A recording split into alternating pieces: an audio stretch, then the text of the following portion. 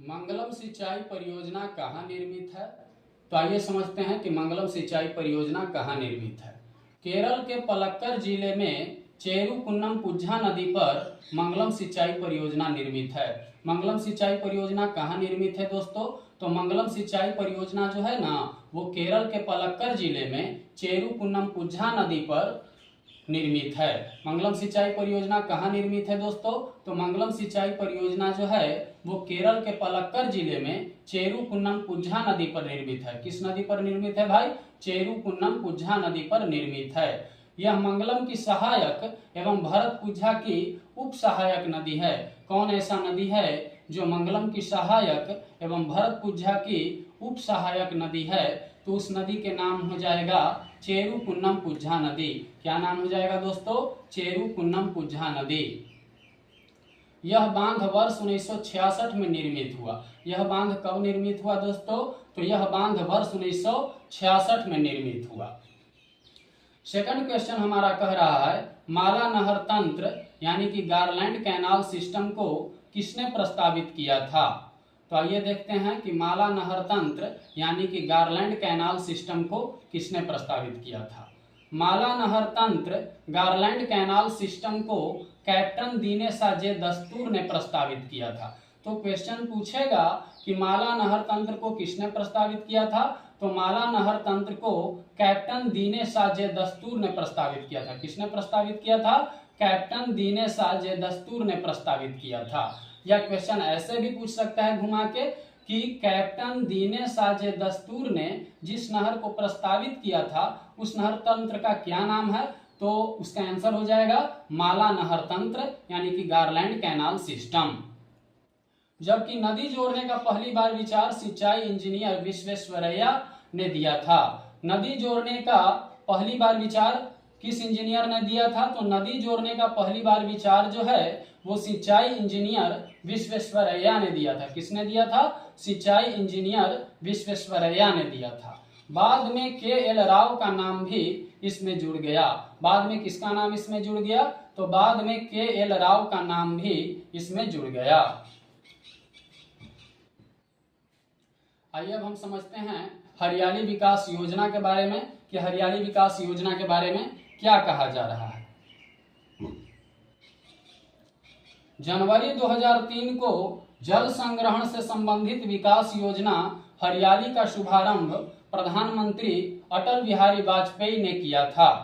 तो क्वेश्चन पूछेगा कि जनवरी 2003 को प्रधानमंत्री अटल बिहारी वाजपेयी ने किस योजना का शुभारंभ किया था? इसका आंसर हो जाएगा जनवरी 2003 को प्रधानमंत्री अटल बिहारी वाजपेयी ने जल संग्रहण से संबंधित विकास योजना हरियाली का शुभारंभ किया था।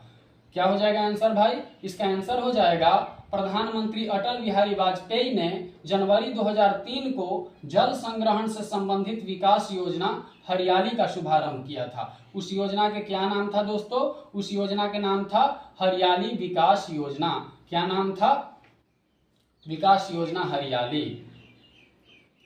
इसका उद्देश्य देश में जल संभर विकास कार्यक्रम के कार्यान्वयन में वित्तीय और प्रशासनिक रूप से पंचायती राज संस्थानों को सशक्त बनाना है। ये प्रधानमंत्री अटल बिहारी वाजपेयी जी जो जनवरी 2003 को हरियाली विकास योजना को लाए थे, यह हरियाली विकास योजना का मुख्य उद्देश्य क्या था भाई? तो हरियाली विकास योजना का मुख्य उद्देश्य था ना कि जल संभर विकास कार्यक्रम कार्यान्वित हो, वित्तीय और प्रशासनिक रूप से पंचायती राज संस्थानों को सशक्त बनाया जाए। हरियाली विकास योजना कार्यक्रम का उद्देश्य क्या था? तो हरियाली विकास योजना का उद्देश्य था देश में जल संभर विकास कार्यक्रम कार्यान्वयन में वित्तीय और प्रशासनिक रूप से पंचायती राज संस्थानों को सशक्त बनाना। हरियाली विकास योजना का क्या उद्देश्य था भाई? तो हरियाली विकास योजना का उद्देश्य था देश में जल संभर विकास कार्यक्रम के कार्यान्वयन में वित्तीय और प्रशासनिक रूप से पंचायती राज संस्थानों को सशक्त बनाना। चौथा क्वेश्चन है हमारा भारत में सिंचाई सुविधा कितने मिलियन हेक्टेयर भूमि पर उपलब्ध है? तो भारत में सिंचाई सुविधा जो है वो 68.23 मिलियन हेक्टेयर भूमि पर उपलब्ध है। भारत में सिंचाई सुविधा कितने मिलियन हेक्टेयर भूमि पर उपलब्ध है? तो भारत में सिंचाई सुविधा जो है वो 68.23 मिलियन हेक्टेयर भूमि पर उपलब्ध है। तो आइए इसकी पूरी व्याख्या को देखते हैं कि क्या कहा जा रहा है। कृषि गणना 2015 से 16 के आंकड़ों के अनुसार भारत में निवल बुनाई क्षेत्र यानी कि नेट सोन एरिया लगभग 140.03 मिलियन हेक्टेयर है। कृषि गणना 2015 से 16 के आंकड़ों के अनुसार भारत में निवल बुनाई क्षेत्र नेट सोन एरिया लगभग कितना है? तो कृषि गणना 2015 से 16 के आंकड़ों के अनुसार भारत में निवल बुनाई क्षेत्र लगभग 140.03 मिलियन हेक्टेयर है, जिसमें से लगभग 48.73% क्षेत्र यानी कि 68.23 मिलियन हेक्टेयर पर ही सिंचाई सुविधा उपलब्ध है। कितने मिलियन हेक्टेयर पर सिंचाई सुविधा उपलब्ध है दोस्तों? तो 68.23 मिलियन हेक्टेयर पर ही सिंचाई सुविधा उपलब्ध है।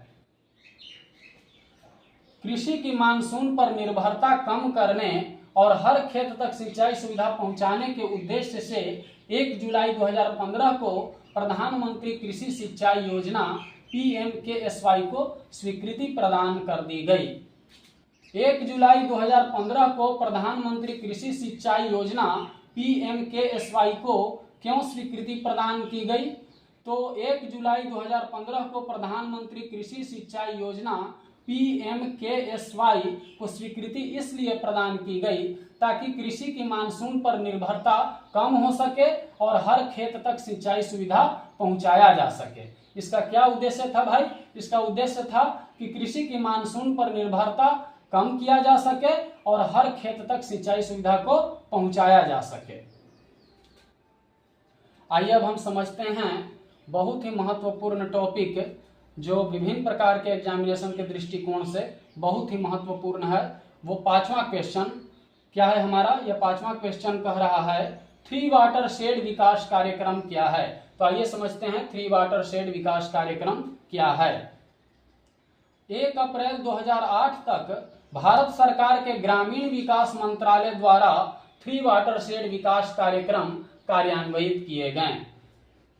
3 वाटर शेड विकास कार्यक्रम कब कार्यान्वित किए गए? तो 3 वाटर शेड विकास कार्यक्रम जो है ना वो 1 अप्रैल 2008 तक भारत सरकार के ग्रामीण विकास मंत्रालय द्वारा 3 वाटर शेड विकास कार्यक्रम कार्यान्वित किए गए।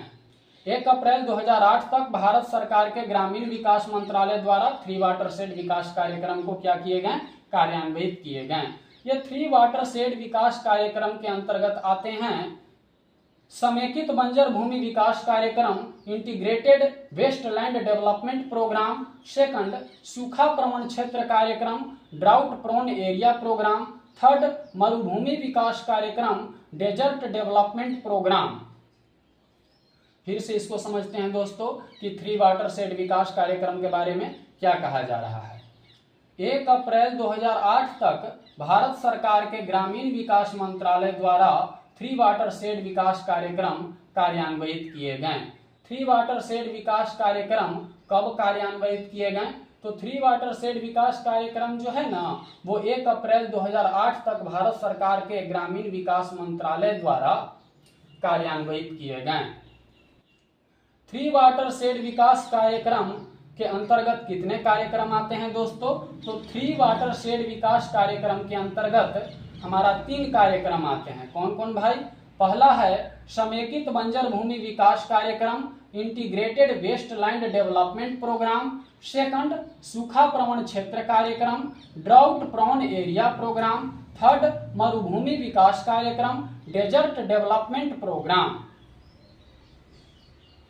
इन कार्यक्रमों को एक व्यापक कार्यक्रम के अंतर्गत लाया गया जिसे समेकित जल संभर प्रबंधन कार्यक्रम, integrated watershed management programme के नाम से जाना जाता है।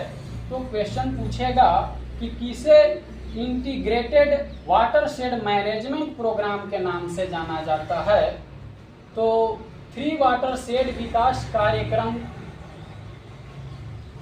3 वाटर शेड विकास कार्यक्रम के अंतर्गत जो 3 विकास कार्यक्रम आए, जैसे कि समेकित बंजर भूमि विकास कार्यक्रम, सूखा प्रवण क्षेत्र कार्यक्रम, मरुभूमि विकास कार्यक्रम, ये सब 3 वाटरशेड विकास कार्यक्रम के अंतर्गत आते हैं। तो यही 3 वाटरशेड विकास कार्यक्रम को एक व्यापक कार्यक्रम के अंतर्गत लाया गया। यही 3 वाटरशेड विकास कार्यक्रम जो है ना, इसको एक व्यापक कार्यक्रम के अंतर्गत लाया गया, जिसे समेकित जल संभर प्रबंधन कार्यक्रम इंटीग्रेटेड वाटरशेड मैनेजमेंट प्रोग्राम कहा गया। तो integrated watershed management programme 3 watershed विकास कार्यक्रम को ही कहा जाता है।